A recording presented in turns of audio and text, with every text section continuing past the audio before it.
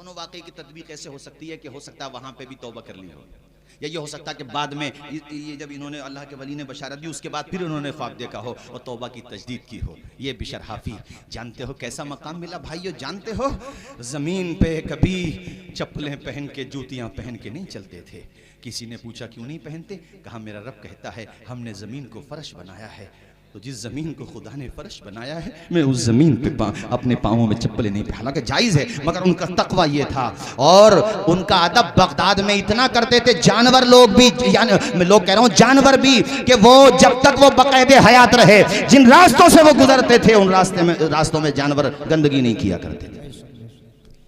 ये वाकया जवानों तुम्हें इसलिए सुनाया है कि ये मन बन, ये भी शैतान पे कहा था अब तो गुनाहगारों क्या कर लोगे, चलो छोड़ो हम तो बुरे हैं ही नहीं, तौबा कर लो। रब बड़ा करीम है, दाता भी है, करीम भी है, कारसाज है, जो मांगना है मांगो मोहब्बत से प्यार से, फयाज है वह और रहीम व करीम है, मायूस होना कुफ्र है परवरदिगार से। मायूस मत होना।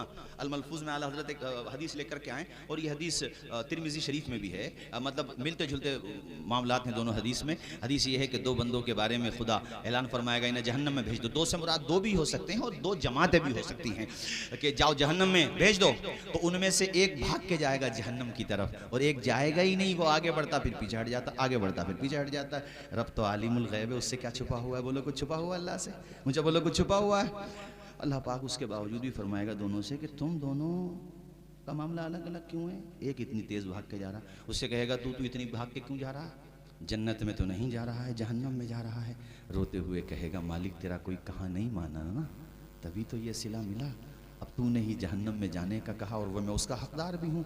अब मैं ये सोचता हूँ कि जहन्नम में जाके कम से कम इस बात का एहसास न रहे खुदा की कोई बात ना मानी, एक बात तो मानी। जी जी जी जी, वाह।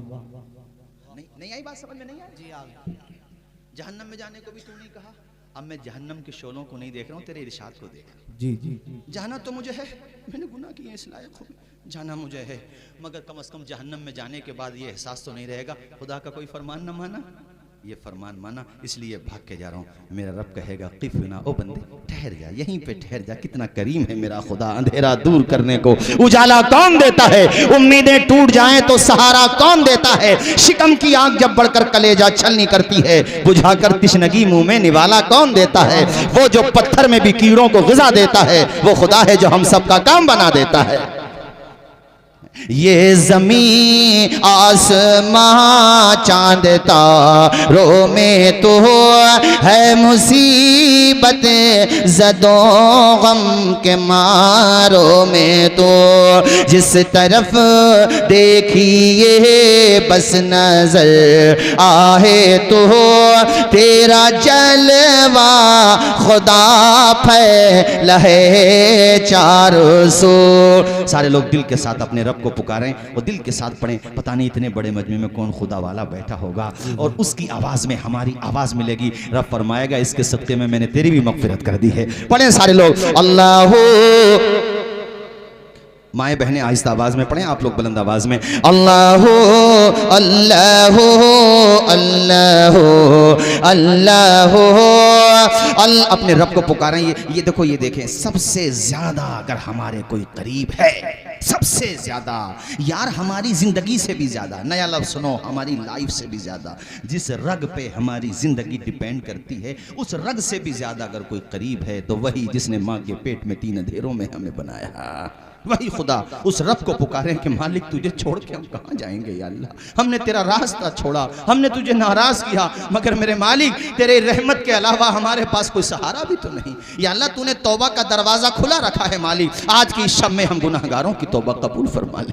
या अल्लाह तू बड़ा करीम है, न जाने हमसे कितने गुनाह हुए हैं, इतने गुनाह के शुमार भी नहीं कर सकते। हम किस किस गुनाह को शुमार करें। नमाजें हमारे दफ्तर में नहीं, रोज़े क़ज़ा हमारे दफ्तर में हैं और अपने माँ बाप की फरमा बरदारी हम नहीं करते, शराबों के जाम हम पी रहे हैं, और कौन सा गुनाह है जो आज हम नहीं कर रहे हैं, मगर मालिक फिर भी तू हमें आसमान से पानी भी दे रहा है, हमारी शक्लों को भी तूने सलामत रखा है। हालांकि तू चाहता तो हमारी शक्लें मस्त कर देता, तू चाहता तो ज़मीन में धंसा देता, मगर तू हमसे प्यार इसलिए बहुत करता है कि तूने हमें अपने महबूब की उम्मत में पैदा फरमाया है। या अल्लाह आज की शब में तेरी बारगाह में तौबा कर रहे हैं मालिक, हमारे दिलों को तौबा पे मजबूती के साथ कायम कर दे मेरे परवरदिगार।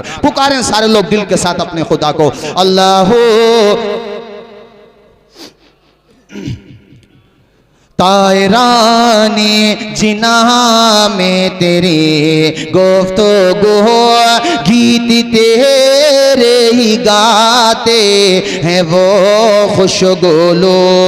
कोई कहता है हक कोई कहता है हो और कहते हैं सब ला शरीका लहू।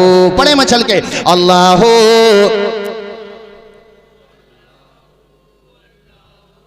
ख्वाब, अल्लाह करे कबूल हो जाए। मुफ्ती आज़म हिंद आला हज़रत के छोटे बेटे बड़ी प्यारी दुआ कर रहे हैं। ख्वाब नूरी में आए जो नूरे खुदा, ख्वाब नूरी में आए जो नूरे खुदा, बुक़े नूर हो मेरा जुल्मत कदा। जगमगा ओठे दिल चेहरा हो पुरजिया, नूरियों की तरह लब पे हो जिक्र हो। पढ़े अल्लाह हो।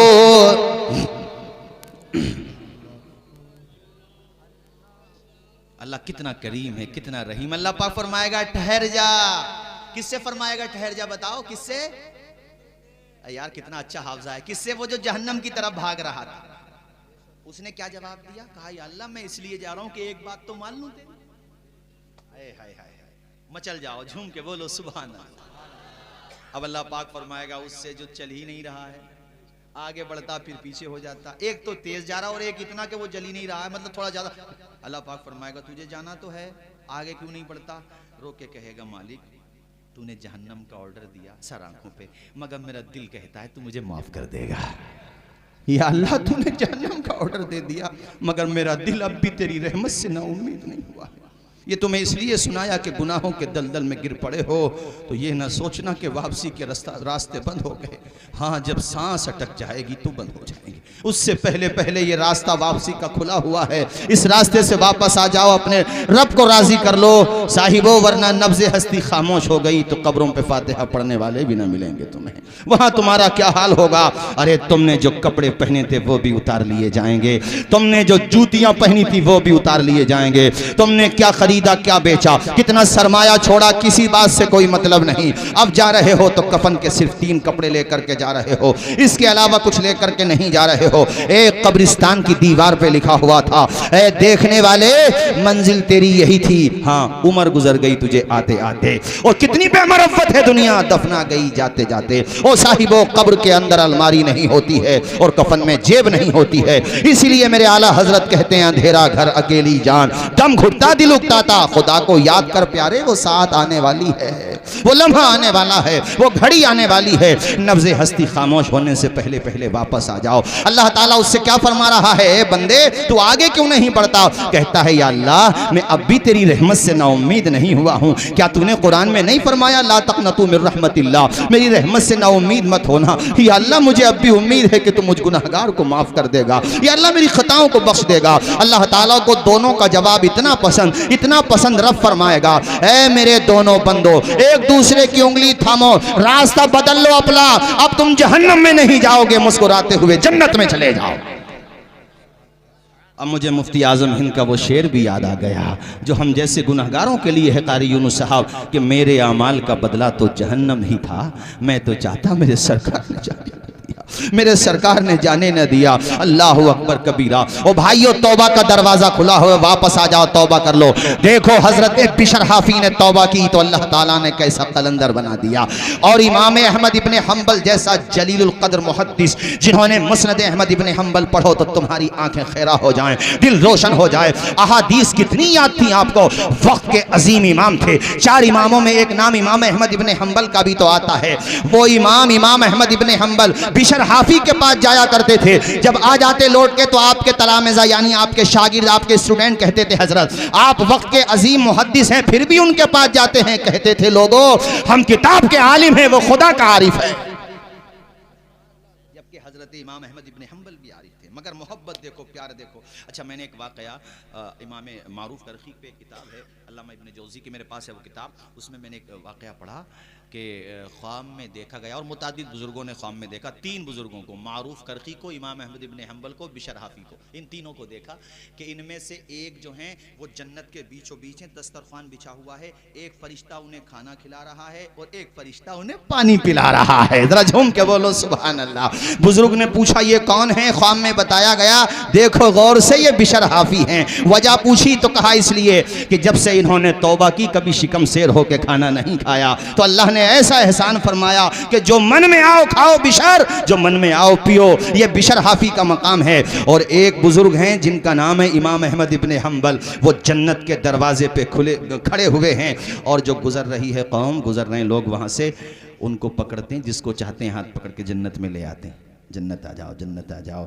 इनको अल्लाह ने इख्तियार दिया है, पहचानते जाओ खुश अकीदा कौन है और हाथ पकड़ के जन्नत में दाखिल करते जाओ। इसलिए कि इन्होंने जालिम हुक्मरान के सामने हक़ की नुमाइंदगी का फरीज़ा अंजाम दिया था, और इन पे इतने कोड़े बरसाए जाते थे रोज़ाना, मगर कभी हिम्मत नहीं हारी। एक मरतबा तो इतनी ज़ोर ज़ोर से कोड़े मारे, और जहाँ पे तहबंद शरीफ बांधा जाता है वो तहबंद भी खुल गया, और बरहना होने वाले थे, तो खुदा की बारगाह में रोते हुए कहा, या अल्लाह मेरी सतरपोशी फरमा मेरे मालिक। तो गैब से अल्लाह ताला ने उनकी सतरपोशी फरमाई और वो बरहना होने से बच गए। इमाम अहमद इब्न हम्बल ने उस जालिम हुक्मरान से, वो भी नाम का मुसलमान था, उससे कहा था, तू अपनी ताकत के नशे में मगरूर हो चुका है, तू हमसे ये चाहता है हम खल्क़े कुरान का अकीदा बना लें, हम कुरान के खिलाफ बोली बोलें, हम इस्लाम के खिलाफ बोली बोलें। याद रखना, तू अपने जुल्म सितम की बुनियाद पे मेरी जान तो ले सकता है, मगर खुदा का दिया हुआ ईमान नहीं ले सकता। और ये उन्हीं का कौल है, उन्होंने ही कहा था उस ज़माने में कि तू अपने आप को हक़ पे समझता है, एक बिदअत कबीहा, एक इस्लाम के ख़िलाफ़ अक़ीदा, और ताकत के बलबूते पे इस्लाम के ख़िलाफ़ अक़ीदा बना के तू ये समझता है कि अहमद इब्न हम्बल की जान ले लेगा तो इस्लाम की खुश अक़ीदगी ख़त्म हो जाएगी, तू ये समझता है? कहा सुन, हक़ पे कौन है इसका फ़ैसला तेरा जनाजा और मेरा जनाजा करेगा, इसका फैसला जनाजा करेगा। और उस ज़माने में इमाम अहमद इब्न हम्बल के दौर में, जब अखबारात तो छोड़ो यार, ये ख़त व किताबत का भी ऐसा सिस्टम नहीं था जो बाद में हुआ। ख़त भी आते थे तो कहाँ क्या सिस्टम था, मतलब इतना डेवलप नहीं था। अरे सन 241 हिजरी में आपकी वफ़ात हो गई, और कितने साल गुजर गए, अंदाज़ा लगाइए। 1200 कमोबेश 1200 साल पुरानी बात हो गई कमोबेश। उस ज़माने में जब आपका इंतकाल हुआ ना, इतना भारी अल्लाह ने जनाजा, और यानी इनका जनाजा इतना भारी हुआ था, अल्लाह ने ऐसी इज्जत बख्शी कि इनके जनाजे को देख के कितने गैरों ने कलमा पढ़ के इस्लाम कबूल कर लिया था। उस ज़माने में 5 लाख की रिवायत आती है, और भी रिवायतें आती हैं, इतना भारी जनाजा हुआ अल्लाह ताला ने। तो अहमद इब्न हम्बल को क्या बताया मैंने कि वो गुजरते हुए को पकड़ रहे हैं, और एक नाम है मारूफ करखी, वो ऐसे देख रहे हैं, ऐसे अर्शे इलाही की तरफ ऐसे देख रहे हैं। कहा इनका मामला क्या है? कहा इनका मामला इन दोनों से भी ऊपर है, ये खुदा के जलवों में मगन है। जरा झूम के बोलो यार, झूम के बोलो और मचल के बोलो मेरे भाइयों, मेरे अजीज दोस्तों, मैंने जो कहा उस बात पे अमल करो। कल की शब में ना किताबों में लिखा है गुनाह माफ हो जाते हैं सबके, मगर कुछ बदबख्त वो हैं कि उनके नहीं होते। माँ बाप का नाफरमान, सुन लो कान खोल के, शराबी का भी जिक्र है उसमें। माँ बाप के नाफरमान पे बात आई तो मैं क्लियर करता चलूँ आपसे। वैसे जब भी आया हूँ मैंने माँ बाप का तज़किरा तो ज़रूर किया है, मगर आज भी कर दूँ। अगर यहाँ पे कोई ऐसा बैठा हो या नहीं बैठा हो, कल तक उस तक बात पहुँचा देना। उसके माँ बाप नाराज़ हैं और वो नाजायज़ सतारा अपने माँ बाप को, माफ़ी मांग ले। ये ना सोचे कि अब्बा माफ़ नहीं करेंगे, अब्बा के पैरों में सर रख के तो देख, अब्बा से एक दफ़ा कह के तो देख, अब्बा हूँ तो तुम्हारा ही, भटक गया था, आज मुझे माफ़ कर दो। मेरा दिल कहता है तेरी आँख का आंसू तेरे बाप से देखा नहीं जाएगा। मेरा तो आए दिन का तजर्बा है, मैं तो इन सब चीज़ों में रहता ही हूँ, इन्वॉल्व रहता हूँ, पंचायत वगैरह। मैंने कैसे कैसे मैटर देखे हमने कि वो बाप बिल्कुल मुंह करने को तैयार नहीं है। मैंने कहा भाई अपने अब्बा के पाँव पे जाके रख दे, अपनी टोपी रख दे अपने अब्बा के पाँव में जाकर के, और पकड़ ले अब्बा का पाँव, और कह दे अब्बा जी मर जाऊंगा मगर जाऊंगा नहीं आज, मेरी जान ले लो या मुझे माफ़ कर दो। अरे ये जुमला कहते हुए मैंने कैसे कैसे लोगों को देखा है जो बिल्कुल नाराज थे, मुझसे कह रहे थे मौलाना साहब देखो हर बात मानेंगे तुम्हारी मगर उसे मत लेकर, ये बहुत दिल दुखाया उसने हमारा, दवा तक नहीं दिलाई। वो बात सही थी उनकी, मैंने सब परेशानियां उठाई आया तक नहीं, मगर मैंने अपनी आंखों से देखा है कि जब वही नाफरमान बेटा अब्बा के पाँव में जाके बैठ गया है तो मैंने बिलखते हुए रोते हुए देखा, बस ये कहते हुए देखा कि बेटे आइंदा दिल मत दुखाना, तुझे क्या पता हम तुझे कैसे पाला, तुझे क्या पता कि हमने खुद नहीं खाया मगर तुझे खिलाया है, तुझे क्या पता कि हमने फाके किए हैं मगर तेरी हर ख्वाहिश को पूरा किया है, तुझे क्या पता कि हमने उधार ले लेकर के तेरे स्कूल की फीस भरी है, तुझे पढ़ाया लिखाया है। बेटे आइंदा ऐसा मत करना। और हम लोग भी कितने अजीब हैं, अपनी औलाद से तो ये चाहते हैं कि हमारे फर्मा बरदार बने, मगर हम जिसकी औलाद हैं उस माँ बाप के फर्मा बरदार बनने के बारे में नहीं सोचते। अरे तुम फर्मा बरदार बनोगे, तुम्हारे बाल बच्चे देखेंगे कि हमारे अब्बा खुद बाल बच्चे वाले हो गए, मगर हमारे दादा हमारे अब्बा को अब भी डांट देते। कई पली खून बढ़ जाता है बाप का जब बेटे को डांट दे और बेटा ऐसे ही खड़ा रहे ऐसे ही, और वो मस्जिद के दरवाजे पे जाके कहता भाई होगा किसी का बेटा नाफरमान, अल्लाह ने हमारे बेटे को तो बड़ा फर्मा बरदार बनाया अपने करम से, और मैं तो दुआ करता हूँ अल्लाह सबकी औलाद को ऐसा ही फर्मा बरदार बनाए जैसे अल्लाह ने मेरी औलाद को बनाया है। कई पली खून बढ़ जाता है उस बाप का।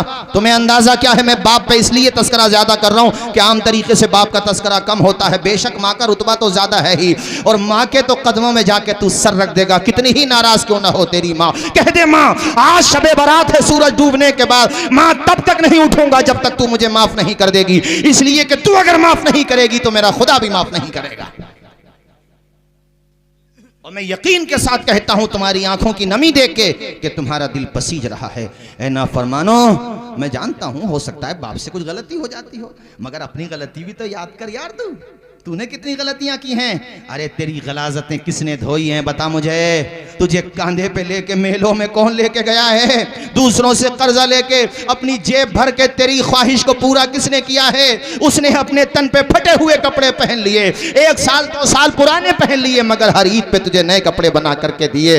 उसने ये सोचा कि मेरा बेटा एहसास कमतरी का शिकार ना हो जाए, उसने कहीं से भी लाके दिया मगर तुझे लाके दिया। यार तुझे क्या हो गया कि तू शादी के बाद इतना बदल गया कि तुझे बाप का बोलना अच्छा नहीं लगता, बाप का समझाना अच्छा नहीं लगता, बाप का डांटना अच्छा नहीं लगता। ओ यार माँ बाप की आवाज को बुरा ना समझ, माँ बाप की आवाज को कराहत के साथ ना दे, वरना कान के पर्दे खोल के सुन ले। जिस दिन ये दोनों आवाजें खामोश हो गई, तरस जाएंगे तेरे कान इन आवाजों को देख सुनने के लिए, तरस जाएंगी तेरी आंखें इन दोनों के चेहरों को देखने के लिए, मगर तुझे ना माँ बाप का चेहरा देखने को मिलेगा ना माँ बाप की आवाज सुनने को मिलेगी। इसलिए जीते जी उनकी कदर कर ले, उनकी इज्जत कर ले। अरे वो बीमार पड़े हैं तो कदम दबा दिया कर, सर दबा दिया कर, माँ बाप से दुआएं ले लिया कर। मैं जिम्मेदारी के साथ आज की इस कॉन्फ्रेंस में ये बात कह रहा हूं, अरे माँ बाप के कदम दबा दबा के, अपने बाप की इज्जत करके, माँ की मसरत तो शादमानी का सामान बन जा, उनकी दुआएं ले ले, अल्लाह ताला तेरे दामन में कौनैन की दौलतें डाल देगा। सुभान अल्लाह, सुभान अल्लाह, माशाअल्लाह, माशाअल्लाह, माशाअल्लाह, माशाअल्लाह। हम देखते हैं आजकल ये बात भी कि माँ बाप को बाज लोग बोझ समझते हैं, तो सुन लेना इस बात को, मग़फ़िरत नहीं होगी शबे बारात में। इसलिए मैंने कहा है तुमसे माफी मांग लेना यहां से जाके, और अगर राजी भी है ना, अगर राजी भी हैं तो भी